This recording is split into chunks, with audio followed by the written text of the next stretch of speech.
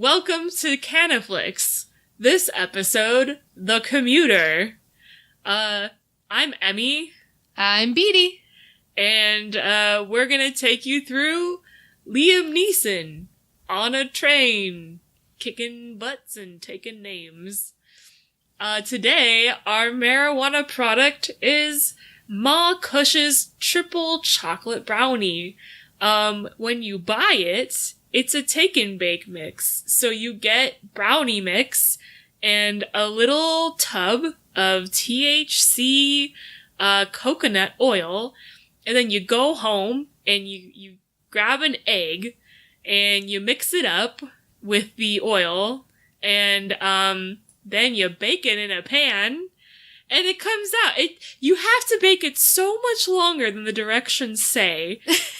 You have to experiment a little bit, but they were a success, and they're great. Sometimes I have one before bed. So you're telling me that, cannabis, edible products have gone to the point where you can essentially go buy the Pillsbury cake mix version of it? Yes. The Easy Bake, where are Easy Bake edibles? How far are we till that happens? It's honestly, it takes about half an hour. No, it is like an Easy Bake oven. Yeah.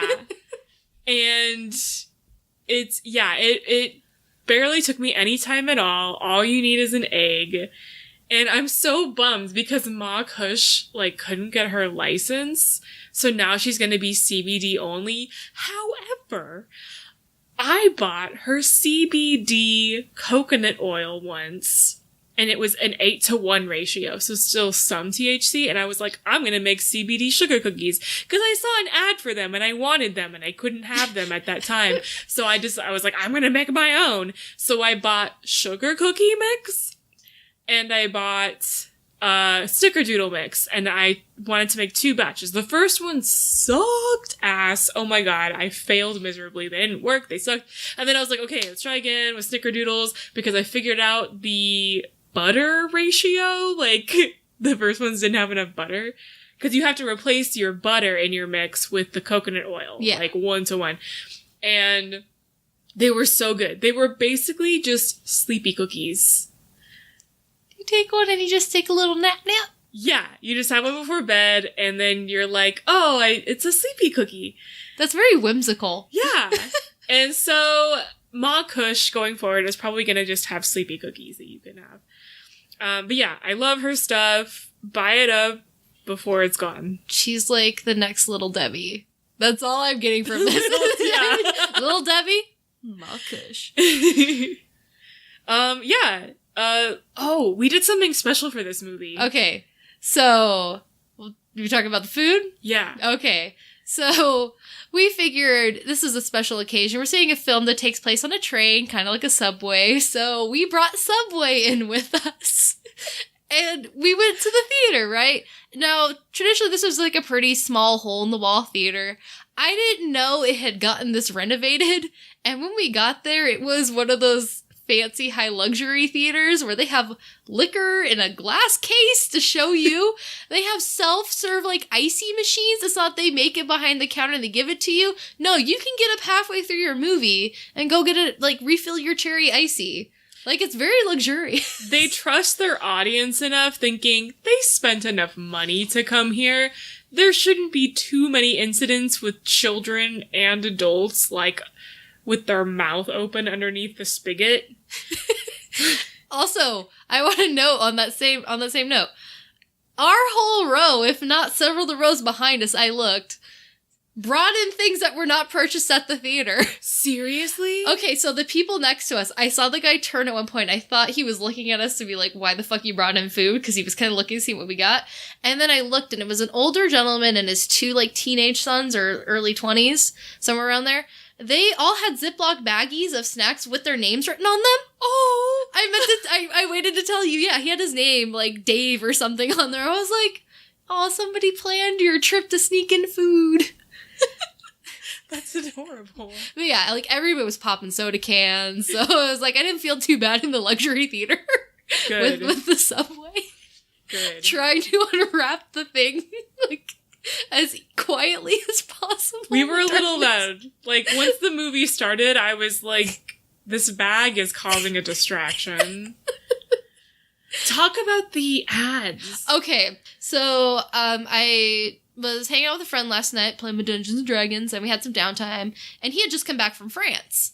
And I mentioned we were going to go see this movie the next day, and he turns to me and he's like, no, you don't understand, like, this movie had, like, the best ads over there. Because, you know, he was going down on the subway in Paris, and there were commuter ads. And they basically were the equivalent of, you think you're having a rough day? And it's just Liam Neeson, like, on the train. So, yeah, good advertising. I mean, very niche. So, let's talk about the plot of this action flick. So, okay, the movie opens in, I'm guessing, upstate New York. It's upstate New York. It starts with a T. I actually looked this up, and I forget what the name was. I can find out in 2 seconds. People who live in New York are like, it's this. I'm like, I don't know. It's beautiful. Liam Neeson has a beautiful family and a beautiful home. A pretty perfect life. Yeah. It's Tarrytown, by the way. Tarrytown, New York. I'm pretty sure. Wow. It's yeah, it's a little north. Yeah, I'll tell it. Yeah. And they're showing like the rhythm of his routine. You know, some days are good, some are bad, but mostly they're showing this relationship between him and his son. They have this like ritual where whatever book his son is reading in English class, his dad, Liam Neeson, will read the same book and they'll talk about it. He's studying. He's like, oh, you know, my friends are going to state, but I'm getting into Syracuse. And he's like, no, you worked for it. Like, clearly they're good. They all work hard. They're all great. Like, I actually was impressed that this is how they started the movie. This is not the kind of storytelling or shots I was expecting right off the bat. I was really impressed. Because it's all through montage and these shots, and it gives you a really quick introduction. Like, you know very quickly what his family life is like, his relationship to his son, his relationship to his wife, without having to spend, like, half an hour on exposition. And it's just well shot and blends in, and you see, like, the day-to-day, all the different seasons leading up to him getting on the train that day. It's yeah. I was not expecting this. We gotta get to the train! We get to the train. The train into Manhattan. It's apparently the Metro North. Yes. He gets off at Union Station, beautiful, and it's like, okay, he's a New York commuter. And he gets into work, he sells life insurance, pretty good at it, and gets fired. Just bam. During his little sales pitch, he specifically talks about, like, him and his wife losing everything and managing to rebuild. You know, he's older, almost ready to retire, and they're like, nope, you're done. And he's like, we're 2 mortgages in, we're shit out of luck, my kid's going to school, what am I gonna do? So he goes to the bar and starts getting schnockered, because that's what I would do. And he meets his friend Patrick Wilson, who was my high school crush because he was Raoul in the Phantom of the Opera movie, and I still have fifis for him. Bless you, Patrick Wilson, for being in this. And we find out about what his previous job was and what his relation to Patrick Wilson is. Yes. First of all, I remember feeling like, oh, boo-hoo about him and his, like, he's having a really shitty day. But at the same time, like, he's like avoiding telling his wife. She calls and is like, oh, how's your day going? And he's like, oh, it's fine. Like, instead of just telling her right away, which of course we'll see the consequences of that. But, yeah, I'm just like, I don't know. They seem like they're gonna be fine regardless. Like, you're like, they have a strong enough connection that they can take this hard knock. His wife clearly works. And it's like, you can always, yeah, they seem fine. Yeah. But I'm like, all right, he's going to go to the bar with his friend. And Sam Neill walks in. And they kind of hint at like, oh, like government corruption, police officers. They see a news story on the TV that like a government employee commits suicide when some sort of scandal or, you know, and they're like, government, you know, that's where we came from. So it's like, okay, it isn't 100% clear, but you realize, like, okay, he was a police officer. Yeah. and now he does sales. And it absolutely was not clear to me in that conversation. Like, it doesn't say why he left. It's not in relation to him talking about the '08 crash. We don't know why he quit the force. But yeah, you see Sam Neill and a bunch of cops, and it looks very suspicious. Like, Patrick Wilson makes some throwaway line about, like, people not great in Copland. Surprise, surprise. So, yeah, that happens. Sam Neill talks to them for like 2 seconds and then leaves. And I'm like, okay, bye, Sam Neill. Also, I feel like Sam Neill has had the same face since, like, Hunt for the Wilder People, where he's this older, grumpy with a beard and he just stares at you. Like, that's most of his expressions in the film. It's just, I'm just like, you can't see what I'm doing, but Emmy can tell you that it's probably a very accurate impression of what we saw. He has a beard, so I didn't even know it was him.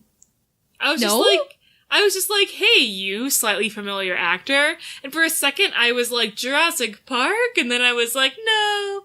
But no, as soon as he walks in, I'm immediately like, do. Ingrained in my childhood. So yeah, they do the bar scene, and then it cuts to Liam going through Union Station again to get on the train home. He, like, bumps into somebody, realizes, oh shit, my phone's out there, door shut. He's like, okay, I'm SOL, can't call her now. Further delaying, the issue. And one of his train buddies, the film kind of gives you, like, a quick sequence of who the regulars on this train are.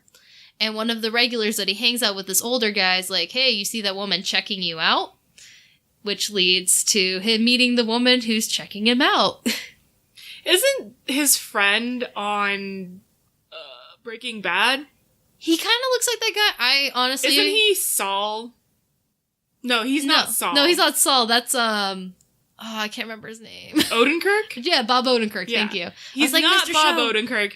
He's the other guy on Breaking Bad. Yeah, like, I'm pretty sure it's him. I've watched a few episodes. I know I haven't ever really watched it. Yeah, I think that's him. That's all I know. This, he's having the worst day. He sits down, just lost his phone. He's lugging around this huge leather messenger bag. It looks like back pain from 10 feet. It just looks like the worst. It also looks empty, though. Like, there might be, like, a laptop in there. That's enough to throw everything off. I'm just like, that's the worst. Get a backpack. With Mary Poppins' bag, like, don't judge my lifestyle choices. It was a huge... I was just like, ugh. And he carries it around for, like, a majority of the film. And I'm just like, that messenger bag, you're back. I think it's big, too, because it does become a focal point later. Mm-hmm. So I think they want you to realize, look at my bag. It is here. Big visual cue. So he sits down and he just starts reading the last book he's going to read with his son. And it's The Grapes of Wrath, I think, right? Yeah. There's a lot of little visuals with classic novels in this book. It is 100% unearned. It doesn't mean anything. It's just, look at us. It's like when Pretty Little Liars does a better job at this. Yeah, they get on Freeform's level, guys. Yeah, this show, they will reference other things, and it will actually have to do with either the plot or the overall theme. At least the overall theme, sometimes deeper.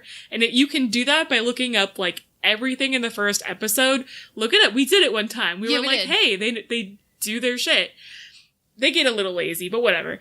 And in this movie, they're just, like, classical novels because, like, and of course they're all novels that you read during high school at some point. But yeah, I'm trying to think, if we think of ways that these classic novels, Grapes of Wrath, Lord of the Flies was seen at one point. Yeah. And Scarlet Letter. If we see that they are... and there's one more at the end. Count of Monte Cristo. Count of Monte Cristo, yeah. And there might have been others that I just don't remember, like the first shot of the book. I forgot what that title was. Yeah, no clue. I didn't recognize it, but, like, yeah, we can find deeper meaning than just the title or characters. Like, then let's call it out, because maybe we're just not seeing the deep levels in the plot of this movie. The Steinbeck levels. We laugh because it seems so unlikely. So yes, he's reading Grapes of Wrath, and there's a note from his son saying like, hey, this is the last one. Thanks for all your help and support. And then this woman who's honestly wearing one of the least comfortable looking outfits for commuting. She's got heels on. Pencil skirt. Yeah, ew. Looks like chafe and thigh sweat. Yeah. And it's very trying to be sexy librarian. That's what I feel.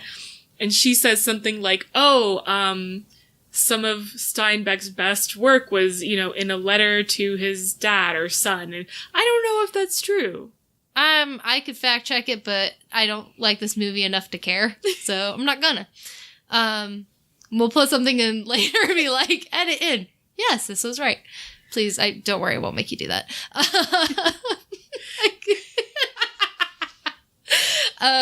Yeah, I think that honestly that's the only use of Steinbeck is for them to put in this stupid fact that they know that may or may not be right and just sit her down.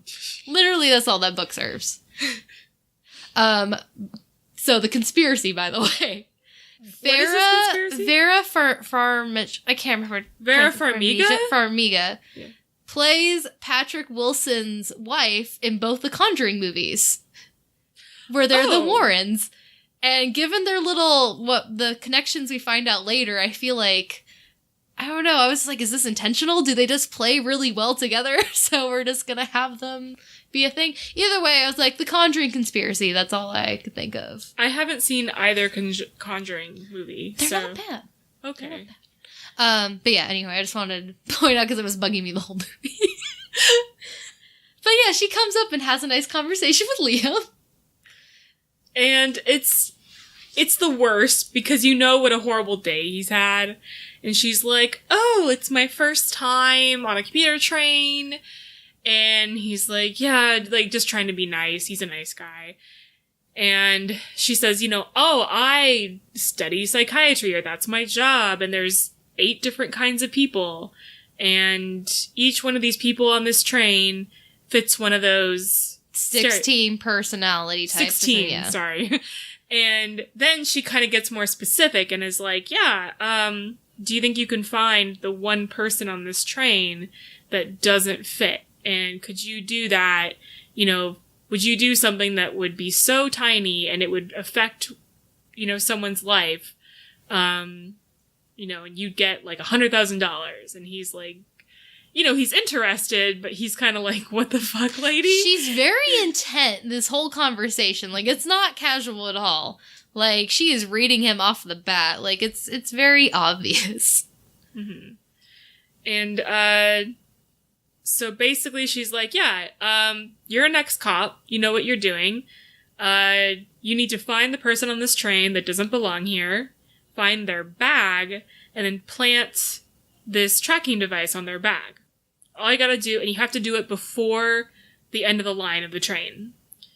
So that's how long you have to do it, and if you do, you get this money reward. And to know that we're, like, serious, there's, what was it, 25,000? It was 5, well, yeah, it was 25, wasn't it? 25,000 hidden in the bathroom of the train. So he looks for it. Yeah. She leaves. He goes in the bathroom, it's like, you see this line about the air conditioning not working, like a very throwaway line, yeah. It's because there's shit shoved in the little, what's the word? Air duct. Vent. That's what you call it. Yeah, he finds cash in there, and he's like, oh shit, this is real. So then the hunt begins. And, like, this is the first part of this movie is kind of Hitchcock, like, they do kind of like a suspense thing. There's a lot of cantered angles going on, a lot of delirium, a lot of, like, who could it be? I'm even suspecting, like, people I see every day. Like, who is it? Mm-hmm. And it doesn't keep this for long. It loses, like, this mystery part very quickly. Yeah. But he starts looking for... he goes and talks to the kid who works on the train, right? That happens pretty early on into it. Well, he decides, I'm not gonna do this, right? He tries to, like, get off the train. Oh, yeah, and the girl warns him. Yeah, this random person is like, oh, are you Michael? And he's like, yeah, and And she's like, okay, so I'm guessing you're not gonna do it. Well, here's a warning. And,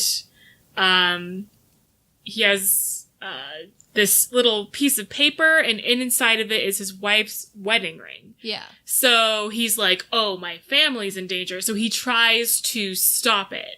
He tries to, like, contact police, basically, by using, this other commuter's phone. And there's consequences for that, unfortunately. Another thing he tries to do is, he goes to his friend, who he talks to every single trip, and he says, oh, can I borrow the sports section, please? And he writes down, you know, call police, my family's in danger, da-da-da. And, like, hands it back to him. It's very casual. And, cause he kind of knows he's being watched at this point. And, what happens is on the next stop, his friend is like, okay, well, I'm going to, see you on the next trip, you know, and, gets off the train. They kind of, you know, eye each other. They kind of see each other's faces just to, you know, see if they understood.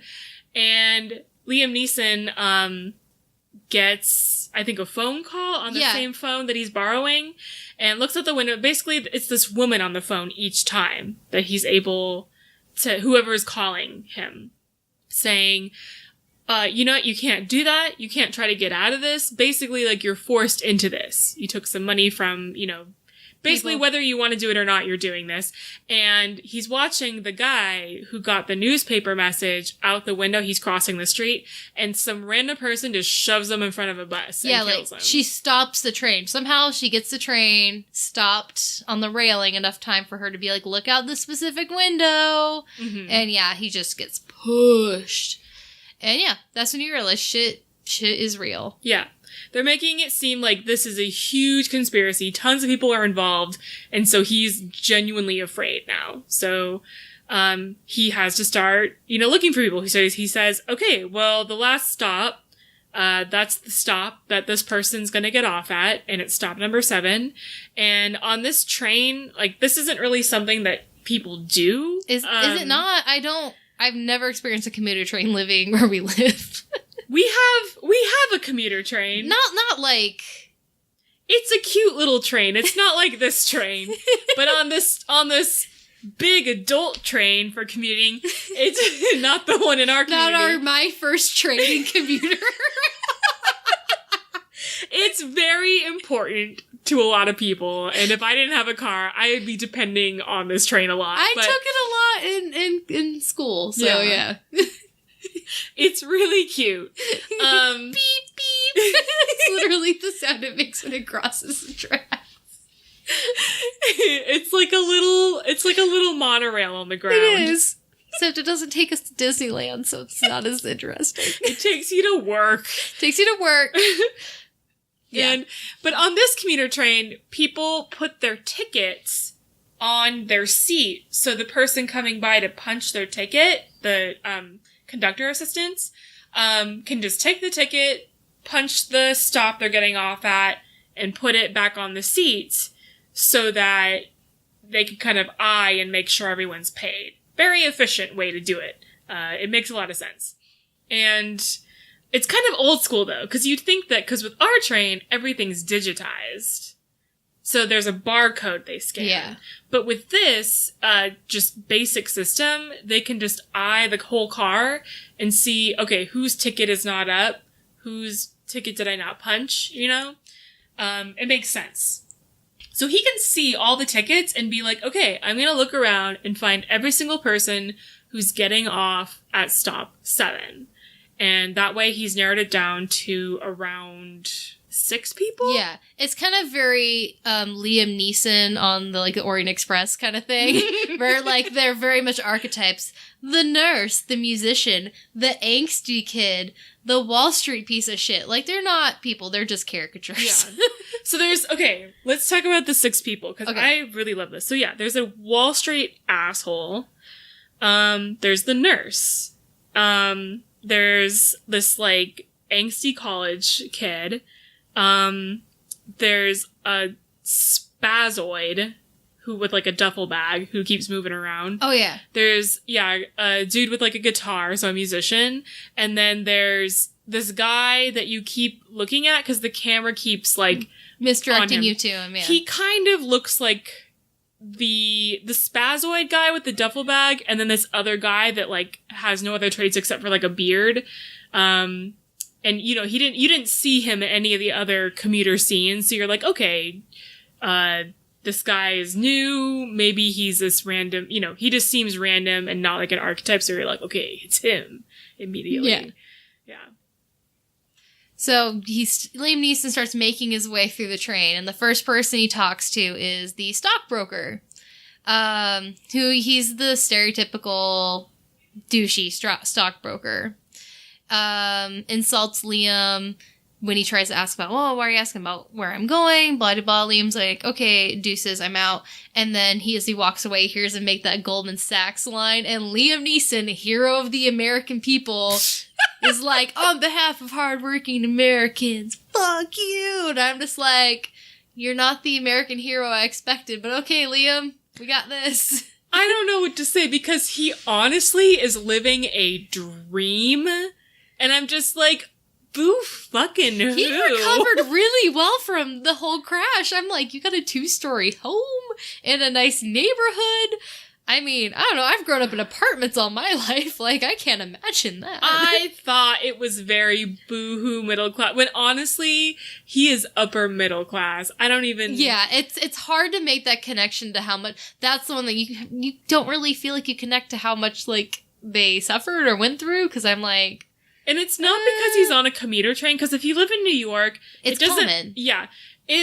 You have to be incredibly wealthy to take taxis everywhere, because a lot of people do, but, like, even pretty wealthy people take the subway, because it's just more convenience. And apparently parking's insane. Like, I was watching an interview with a YouTuber that lives in New York, and they were paying almost, like, $200 a month for parking. Like, to have your own parking space, like... Space is limited. Yeah, there's, like, even a Broad City episode where, like, Ilana gets a car and they end up just abandoning it because there's nowhere to park ever. So, yes, everybody commutes. So, every person, every walk of life is on this train. They are absolutely upper middle class, especially with the whole, like, yeah, you're definitely going to Syracuse. I'm sorry, but with or without scholarships, unless it's full ride... You have to be very well off to just be like, yeah, I choose Syracuse. Like, you don't have to want for fucking anything to be able to make that decision. They do talk a little bit about price, but it's just, I hated that line because it just didn't fit. He may have been very much affected by 2008's crisis, so he must have seen a big change in his lifestyle, but it's like, in comparison to people who, like, actually have to eat shit, it was just like, stop doing this. Yeah, it didn't... You're not an American hero. It didn't earn it, essentially. No. That's basically what it is. It was really throwaway. So, after Goldman Sachs, I think it's the punk girl? Is that the next one? Yeah, he goes on to the next, He's, like, talking to one of the regulars, and he's asking the punk girl, like, ooh, I see your camera bag. Are you a photography student? And she, rightly so, gets a little freaked out by all the attention and starts walking away. And very suspicious. Yeah. So Liam follows her, and they have this encounter. Like, every time he has an encounter with somebody on this train, it's in a conveniently empty car. I want to point this out. This happened, like, at least 2 times. There were conveniently empty car scenes. She's like, oh no, are you a cop? And they grab the duffel bag, and all these fake IDs fall out because she's holding them for her boyfriend. Granted, Liam's like, you deserve better, sweetie. And I'm like, true American hero, Liam. And so, okay, so you know it's not her, and you don't quite know about Goldman Sachs, but probably not because he's just a normal piece of shit. So that leads to Snake Tattoo Guy. Snake Tattoo Guy is definitely suspicious. He, just comes out of nowhere. Like, Liam Neeson is looking all over this place, pacing back and forth on the train.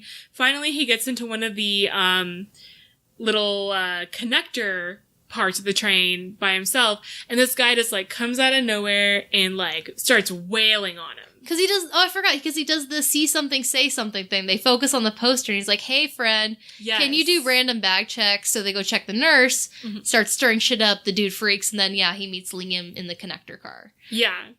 And this fucking brawl. Nobody goes in and stops them. They just watch them beat the shit out of each other. And then it just is like, oh, that's over. Yeah. Oh, what an asshole. So he says something like, oh, he tried to steal my wallet. Yeah. And, nobody goes after that. So somebody, like, anonymously ends up calling the police. Yeah. Or saying, hey, suspicious character on the train. People see what happened. He's pacing up and down, talking to people randomly, gets in this fight with this guy. People are a little uncomfortable, and so at the next stop, he's on the phone again, the borrowed phone, and the woman's saying, hey, someone, you called enough attention to yourself trying to do this, so now the police are going to try and find you and throw you off the train. So in order to stay on the train, you have to hide, don't let them find you. And so he's investigating this empty car and lifts up the floorboards and finds that the snake tattoo guy is dead in there. Somebody killed him and stuffed him in there. And not only that, he's an FBI agent too. Yeah. He finds the badge. He basically planted the tracker on him and got the dude murdered. And he finds a gun. In his bag, so he's got a gun now in his inventory. And like a video game character, it's like, you have got gun. This could be a video game. It would have been a fun video game, right? Like, I would have played that. You know how, like, when you're watching an action movie and, like... You can see the playthrough? The dialogue pre-action is so bad. I was, like, thinking, like, is this Life is Strange? Like, why is everyone speaking like this? Everyone always says, like, oh, I can't even do it. Just watch the movie and be like, why is the dialogue so weird and forced? And you'll just be like, skip cutscene. Why can't I skip cutscene? Yeah. I hear the king has a new advisor. Shut up. Let's do this. So yeah, cops are coming on the train. I think it's the actual people working the train that called because the Brooklyn kid's like, this motherfucker's all suspicious. With, like, the bag, because he asked about the bags and, like, looking for the person on the train. So and the older guy, he's like, no, he's a regular, trust me. So they're looking for Liam Neeson right now. Yeah. And so he gets into the compartment underneath the floorboards with the dead FBI agent. Yeah. And hides there until the police leave and think, like, okay, he must have gotten off the train. And... So the train starts up again, and unfortunately for Liam Neeson, he is underneath the floor, which basically he's right above the tracks, and he needs to get on the train, so he's on the train, basically. So while the train starts moving, he has to get onto the track. He lets go and gets on the track, throws his fucking bag, this bag, crying out loud. It's got 25K in it now, though. I would at least make the attempt. Yeah. Throws the bag out of the way, and then gets out of the way of the train. Now he's on the side of it, gets up, gets his bag, and runs and, like, grips on. This is, like, he says, I'm, like, 63 years old, right? Mm-hmm. And he works in sales, and he walks a lot because he commutes, but I'm just like... How much is this guy working out? Yeah. Like really? It doesn't look easy. It looks like he's having a hard time doing it. I'll give it that. But this is that point where the film went from like we're trying to be like in suspense here to be like, nope, action film, fuck it. We just go on right in with these fucking video game shots. Situation. Like Indiana Jones going from like the back of the car and like underneath to like the front, and then going through the windshield to beat up the Nazi. Like it doesn't have that suspense attached to it, but at the same time, you're like, the movie just started. He's gonna get on the train. Yeah, like, we know he's not gonna miss. He's not gonna take, like, a fucking motorcycle and chase down the train. There are no other options, essentially, than for him to get on the train, because that's the whole movie. I will say, though, the shot where the wheel of the train's coming at you from the screen, that scared me. It was really stressful. Like, I felt for Liam, because I know if I did that, I wouldn't have lived that. Good shot, director. Good cinematography, bad script. That's basically the movie. Yeah. So he's back on the train. Who's next? Who's the next person to question? Okay. Is this when he knocks out the AC and he gets everybody into the same car? Yes. So Liam Neeson is smart. He's tired and bloody from his fight and from crawling around on the train. And so he decides, okay, we're going to knock out the... Oh, did you forget something? If I may. Yeah. Because this is important, because it's about the bag. Oh, no! His bag! His heavy, lugging bag, unfortunately. Does not survive making it back onto the train and is torn, and we see all the money float away, with the exception of, like, I think he grabs $100. Like, he grabs, like, a bill. Is all he has left. So, bloody, tired Liam Neeson with a $100 bill is like, well, hey, I know this train's having, air conditioning issues. Let's fuck it all up on all but one car, so everybody gets in the one air-conditioned car to, so I can kind of narrow down my suspects. And we see a shot of somebody who we saw earlier, who shows up again, that Liam Neeson, for some reason, does not make the connection. And this bothered me, because I felt like it was very obvious. The girl who is sitting next to Goldman Sachs in the very beginning, though he annoys her, so she walks off. We see her shot several times, but for some reason Liam Neeson doesn't put two and two together that she's another stranger on this train. And he doesn't see it, and we kind of forget about it too, because so much happens. I thought about it the whole time. Oh, you did? Yes, I sat there like, it's her. From the very first shot, I'm like, he's looking for her. Don't skip ahead. Well, I'm not saying that's true. There's other options, but she was my guess from the beginning that I was like, if I have to peg anybody, it's gonna be her. Like, at first... Oh! Yeah. Boo! That was supposed to be the twist. Like, it was not a twist. Were you watching? Yeah, I was. There are several shots of her just chilling in the background. Anyway. So... our musician hasn't been questioned yet. Now, the musician was helpful earlier. So, during the fight with the FBI agent, he gets knocked down and the musician helps him back up. And, Liam Neeson is, very tired and very over it when everyone gets into one car. And he starts talking out loud. Everyone's already scared of him. They're like, what the fuck is this guy's problem? I have no other choice but to be here, basically. And he's, like, saying out loud, and because he sits down with, a couple guys at a poker game. Yeah, one's the regular that gives him his phone, so he's out, because he's a regular. And the other guy is just this random guy. It's an Eastern European dude with a heart tattoo on his neck, and they decide to play Texas Hold'em, where Liam bets all of his money, because he's a man... without a care, I don't know. He starts explaining a situation, and he's like, what would you do? Like, these are the suspects that are left. And they're pretty casual, but they're a little bit scared. They're like, And so, Liam Neeson starts questioning the guy playing poker, and he's like, I haven't seen you. But then, he notices his ticket, and he's like, oh, you know what? You are a regular commuter. Like, it can't be you. Which I was like... Of course it could be you. Yeah.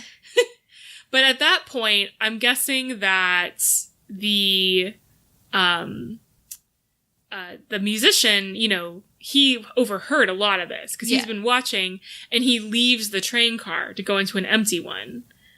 Just the one that's, like, next to it. It's, like, one over, which is why this whole following scene is ridiculous. It's insane. He takes his guitar, goes in there. Liam Neeson starts, I'm gonna casually follow you into the empty car, too, and walk away like nothing's happening. And musician guy's like, so what'll happen to me? And you're like, oh, he's talking like he's the dude that Liam Neeson's after. And conversation gets a little intense. And next thing you know, musician guy's not the person he's looking for. He's somebody working for the chick on the phone and pulls out a gun on him. And he probably killed the FBI agent. Yeah. And Liam Neeson seems to figure it out pretty quickly because he's acting very casual, and then he reaches for the little hatchet, the little in case of fire hatchet, and starts a fight with musician guy. He notices that it's so interesting because, like, he's being really suspicious and knows way too much, so you know something's wrong. But, like, so Liam Neeson is like, oh, I know you're, like, a bad guy because that's a left-handed guitar in your bag, and you helped me up with your right hand earlier. And so he grabs this, like, sledgehammer, and then musician guy has a gun. But he doesn't say that he picked him up with his right hand. He just shows you that. He mentions that he's holding the gun with his right hand. Oh. Yeah, which I get. It was a weird series he didn't pull the gun because Liam Neeson reached for the hatchet?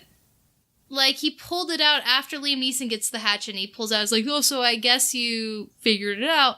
I just thought it was really weird that they even bothered with the right-handed cut when he mentioned he grabbed he's a cop, and he's always looking around his surroundings. But he only mentions the gun. I was like, okay, whatever, movie. Anyway, super generic, really intense fight scene goes on in the train car. There's some shots fired. Nobody from the other car says shit, apparently.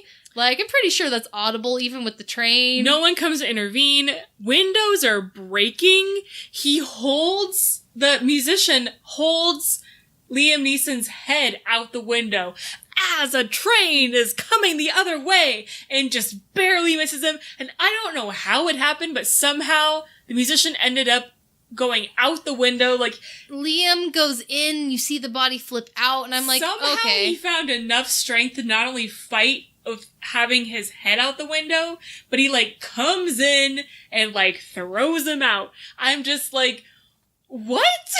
Also, I feel like these trains have security cameras? I feel like they would.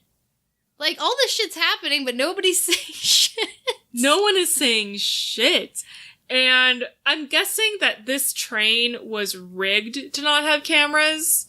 That could be it, too. As we find out later. I think this is the point where before he goes back into the other car, he gets another call from his cop friend, because he asked him to go check on the kids. His cop friend that he was speaking to in the bar earlier that day.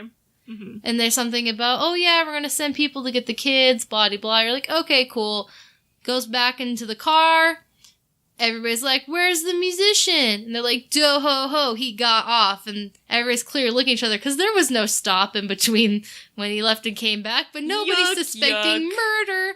And they're only one or two stops away. And Goldman Sachs leaves. So he's like, wait, he got off early. It couldn't have been him who had that last stop ticket. Right. Who was it? Because there is a very clear scene in which the person sitting by Goldman Sachs leaves that seat and goes somewhere else and doesn't take her ticket with her. So Goldman Sachs looks like like a suspect. I want to point out that Liam Neeson watches this transpire too. Yeah. So he remembered left-handed, musician, but not the seat change. There's one point where he counts the people in the car and you clearly see her sit down in that car. Mm-hmm. But he doesn't count her as in the number. And I'm like, okay. Again, like, as, like, a dumb viewer, I was, like, thinking, like, it's weird, because it's so obvious now that I'm thinking back at it, and I was like, yeah, it was still a surprise. I was just like, oh, right. It works, you know? It works for a single view. If you watch it again, it's ruined. So... yeah, this is... I guess I kind of just pulled, if I may share the story, it's kind of related to spoiling twists. For those of you who have ever seen Kill Bill. And I was in middle school when these films came out. My mom took me to see it. And there's the scene where she wakes up from the coma and she feels her stomach, and my mom's like, she got a C-section, the baby's alive, and like ruined the twist for me at the end where you find out her kid's been alive this whole time. And I was like, so basically I was my mom today. Just feel like I'd share that story because 10 plus years later, still ingrained in my memory, her yelling in the theater. It's okay. When you like, I was like, wait, so much more happened before that. We can't go there yet. I'm like, I thought it was all It's okay. It's over. I understand. Anyway, so he goes up to her, notices that she's reading The Scarlet Letter. Yeah, another classical novel. And this was it, or Scarlet Pimpernel? Was it Scarlet Letter or Scarlet Pimpernel? Who's Prim in? I thought that was Scarlet Letter. I never read either, so I don't know. That's why I'm asking. I could have sworn it was Scarlet Letter. Makes sense. We'll just go with that. Yeah, everyone is like, you have to find Prin. Prin is the person on this train that doesn't belong, and that's not their real name. It's just their like alibi, and it's stupid. But it's basically he's like, oh, Scarlet Letter or Scarlet Pimpernel, correct us. And it's like, are you Prin? And she's like, yes, that's me. And so she explains, hey, I witnessed this murder, and it was reported as a suicide, but I witnessed 2 police officers come in and murder my cousin, and they didn't know that I was there, but then I stole the evidence that they were after, and they figured out it was me, and they figured out that I was gonna go to the FBI and meet them at this train stop out of town. And yes, so he knows the whole story, and now he's concerned. At some point, he suspects the nurse for some reason, but it's over. Like, yeah, that was so quick. It was so quick. It wasn't worth it. Yeah. And all it does is establish that the Brooklyn guy can maybe hook up with the nurse chick. It leaves that window open. Because we needed that subplot. I guess. Everyone needs something special at the end. So, yeah, we figure out who the person on the train who doesn't belong is, and we figure out that it's not a bad person, it's somebody that Liam Neeson needs to protect, and he needs to protect everyone on the train. And so he decides, like, okay, like, he gets the call from the woman, and it's like, did you find out who it was? Do what you have to do. And you have to, at this point, you have to kill this person. You have to kill the witness. Because a lot of powerful people are going to make sure that she dies. And if not you killing her, then, we're going to kill everyone in the train. Kind of thing. So it's a hostage situation now. And Liam Neeson's like, no. So they decide that they need to make, a stop. Like, so they... What's the reason for this stop? Were they like, okay, hit the brakes? Yeah, because they're like, oh, well, if we get to the station, they're going to try to kill us at the station. They try to hit... They pull the string, and then what happens? I thought this was part of him pulling the string. What? I was such an idiot. When he pulls the string to stop the brakes, and then you hear something in the front car explode, and I was like, oh, that's what happens when you pull the brakes on a motor train. No, it's the emergency brake. Yeah. Right? Somehow he communicates, because he has a gun now, and he's telling everyone, like, stay calm, like, hostage situation. Because that's how you stay calm with the guns around. He tells the main conductor's assistant to pull the emergency brake. The front, like the engine basically, where the engine's supposed to go, but it's a commuter train, so explodes. And so there are no brakes. Yeah. The train is wild. And then the conductor's assistant is like, the older guy is like, yeah, we're gonna hit this curb and everything's gonna go to shit. They go straight through the stop where the FBI agents are waiting to hear the witness, and like they just go straight through, and they're coming up on the turn, and they're like, okay, we need to detach our last car, the car with everyone in it, from the rest of the train. So Liam Neeson and the main conductor's assistant are working together because the Brooklyn guy that works on the train is no help. I don't want to do it. He's a coward. And so the two, people are working together here, and it's too hard. It's not working because it's not how the trains are meant to be disconnected. And then they manage to do it, and then gets chained. It's still stuck. Yeah. Like, that chain is gonna hold up to that force, by the way. I sat there like, that snap in 2 seconds. Yeah. They make it seem like there's one chain connecting the car to the train. And so in this hilarious scene, Liam Neeson leaps to the other side and starts hacking away with the axe.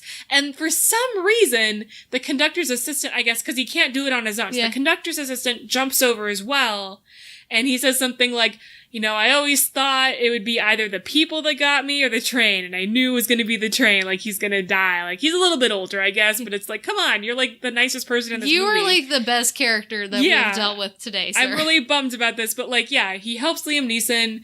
The train, it comes attached, but the train is already crashing. It's already happening. It would have been instant, but they make it so many segmented shots that it's very drawn out. All of a sudden Liam Neeson just leaps, just flies to the other train. Conductor assistant is gone. Just whoop, he's just gone. There was an attempt and it just didn't happen. So we don't address this again, by the way. There is no memorial to this poor man who tried to fucking save everybody. And there should have been. But yeah, Liam leaps, and he makes it to the other car.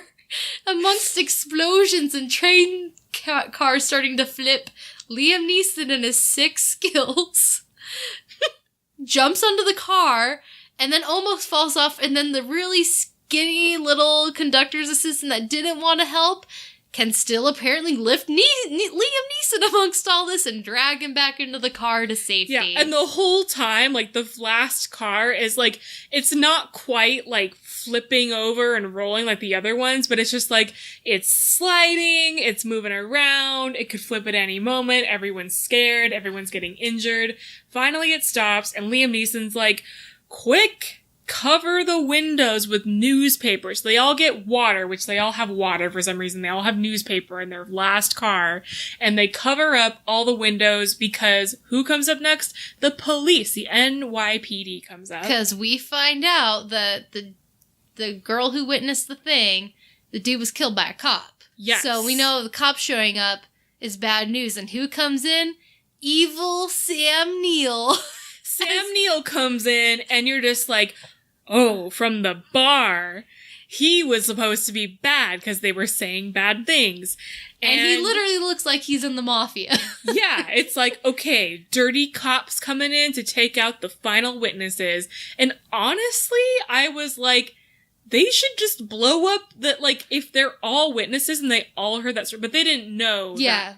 But if you were trying to cover your ass, you'd be train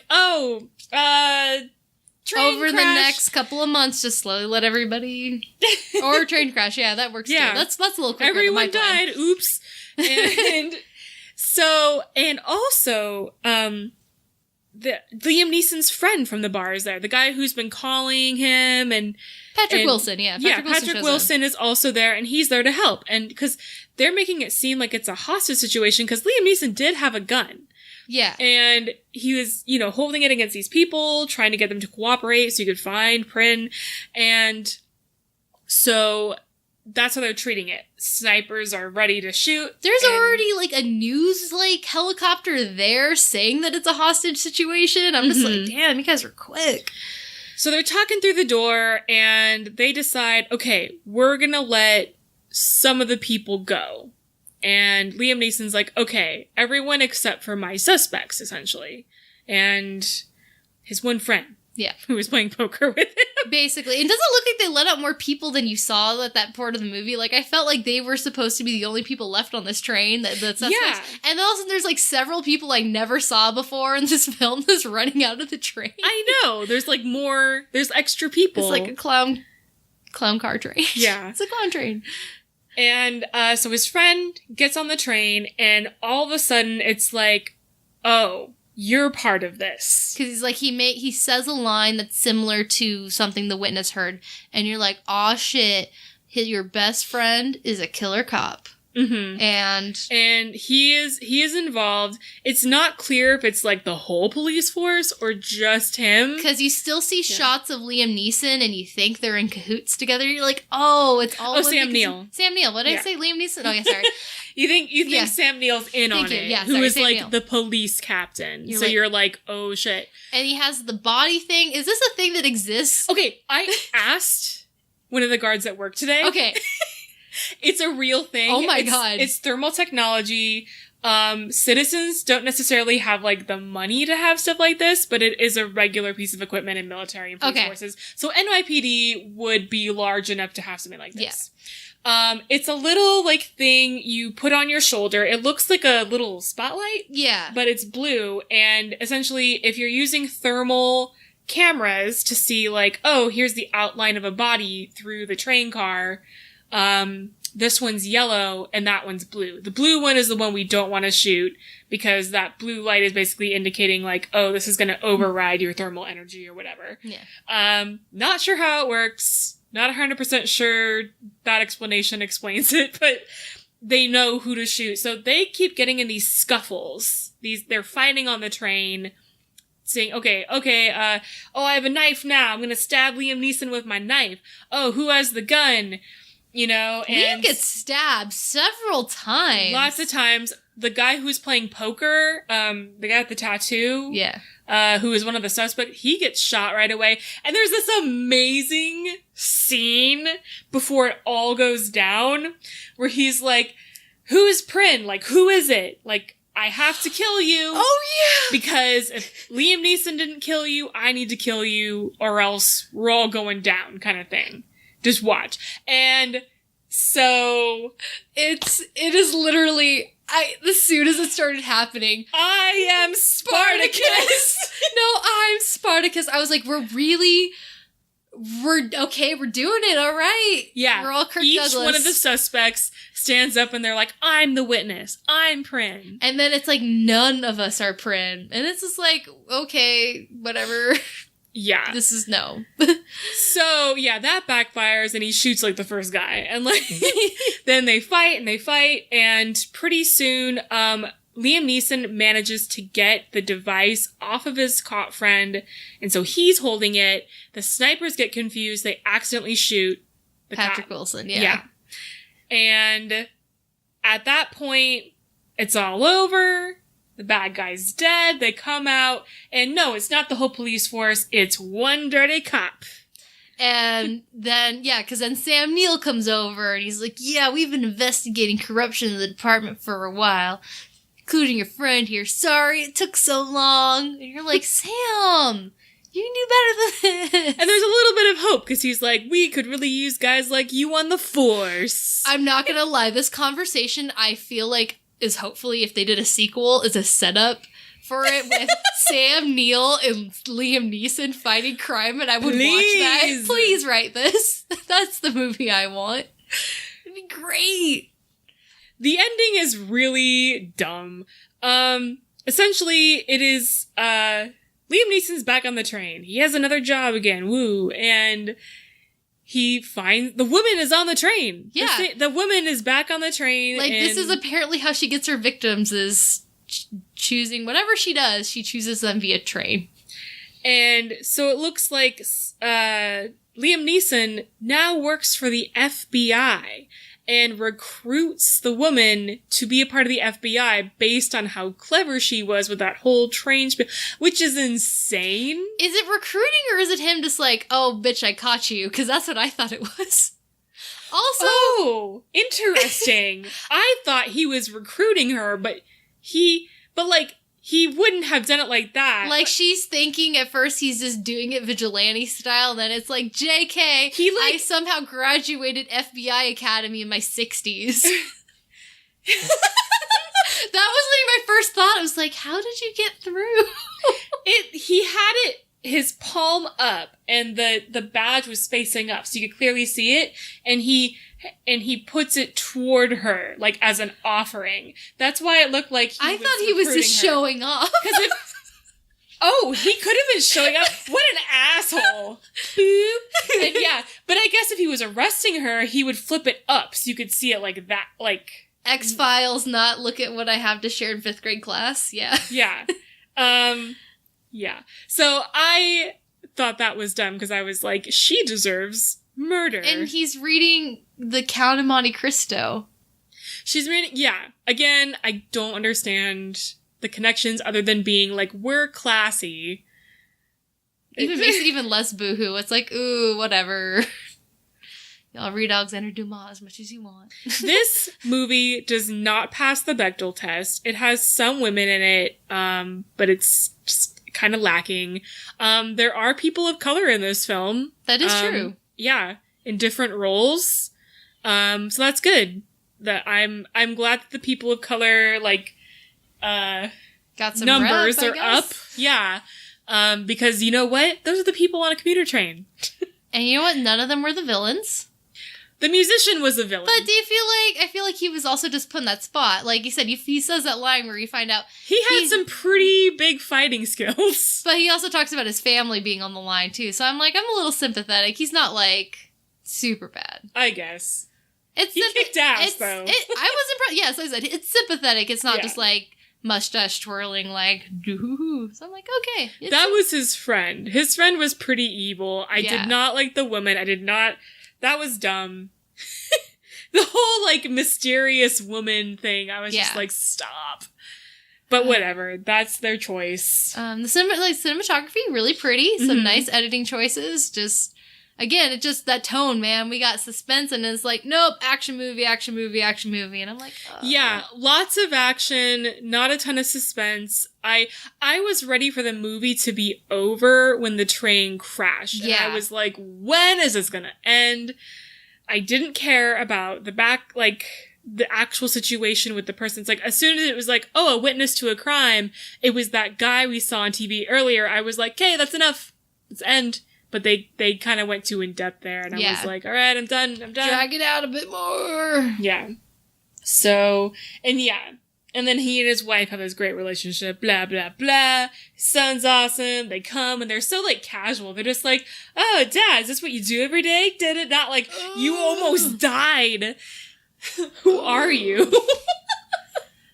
Maybe it's just in the Neeson genes. You just take life and death very lightly. Yeah. Oh, the 2 FBI agents. Oh, yeah. They were both black. They were awesome, actually. Like, they were introduced a lot throughout the film, being like, oh, we're waiting for the train to come to this stop so we can interview the witness, and meeting the witness all the way out here, and the train passes them, and they're confused, and then they get to the crime scene, like the train scene, and they're like, yeah, we actually apprehended some people who were going to attack your family. These people were actually, like, pretty small-time crooks that rigged a train situation. Like, it kind of reminded me of Death Note. Yeah, no, I was like, this is small-time crooks who managed to, like, basically take control of a train. Also, this is where I got really confused. I'm like, if you're an FBI agent and you have a witness that you need to meet, I feel like they would have somebody plain clothes come to where she was at and escort her properly. Not to ever go take a train by herself. Now, the woman is the one who called her and set that up. But that's confusing. But they knew about it. Because there were actual FBI agents meeting her there. Yeah. But the woman is the one who, like, made the call, supposedly. But yeah, wouldn't they be suspicious of, like, what agent is, like, I don't know. It just seems, like, really weird that there wouldn't be just a direct escort. Maybe she... It's so confusing. My head is exploding. Yeah. She was somehow on 2 sides? This is how this whole movie gets derailed, is how did this happen? Yeah. Who arranged this? It's not clear. It's like the bad guys arranged it, but then, I don't know. Honestly, I don't care enough. I'm going to forget this movie. How would you rate it? I give it 5 out of 10 Neeson leaps. Liam leaps. I will give it 2.5 Liam Neesons out of 5 Sam Neils. So we each give it a C. Yeah, it was a C. C like grade. I said, it's great to a point, and then the train derails and the movie goes away. We're like, okay, is this literally happening? Okay. It's fine. I was a little bored, but there's lots of action if you like action without much meaning attached to it. This is the movie for you. Yeah, like, if you're like me and you have the T-Mobile Tuesdays app and it gives you the free Vudu or the Redbox rental, this movie wouldn't hurt. It's free. You can watch it once. You can sit and eat and stare off into space and be high, and I wish I was high for this movie. I wish I was more high now while talking about the movie, because it would have made it more enjoyable. And reliving the movie, I'm just like, I can already, like, physically feel myself being antsy in the seat again. Yeah. And how, like, it's so much worse in retrospect. It was way more enjoyable to watch than to make fun of, I feel like. And now I can't do it because I think about it. I'm just like, no. I really don't want to see this ever again. I'll be good. Even if it's on TV, I'll be like, you know what? What else is on? Yeah. Definitely not. Like, I can watch Taken. I can sit down and watch Taken and all those other ones. This movie is so Taken. It's just like, my family, how am I going to save them with more money than we already have? I know. Action, Dad. I think it was like Ethan Klein was talking about how Taken is like the ultimate divorced dad fantasy. How like, your family hates him, but then it's like, oh no, they're in danger, and you save them. That's true. And then they love you again, despite you being an asshole. Apparently the dude who wrote and directed this, or at least directed this, has directed 3 other very similar Liam Neeson movies. Like I said, this is like Liam Neeson's vacation is doing these films. Yeah. He's somebody's muse, that's for sure. I mean... Somebody fell in love with Qui-Gon Jinn, and he was like fatherly figure of action, and then just kept making content. You know what's great is apparently nobody talks to him about being Qui-Gon Jinn, and they forget that it's him, and it says he's very grateful for that. They didn't talk about it on the Late Show interview either. It just like, you've seen him and did it. He's known for Taken, and I'm just like, Qui-Gon. Aslan? Aslan. Jesus, Allegory Lion. So, yeah, that was the Commuter. Lots of hype. Go try it if you want. Like I said, you get that free rental. You didn't pay for it.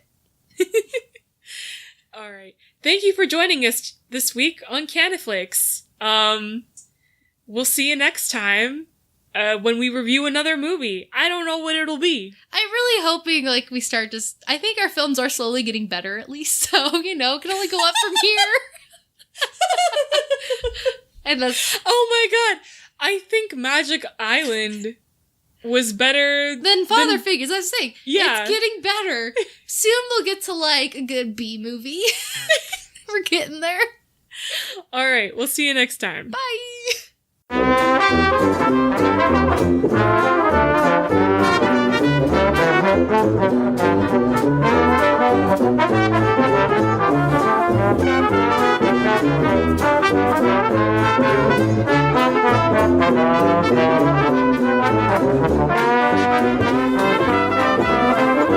Thank you.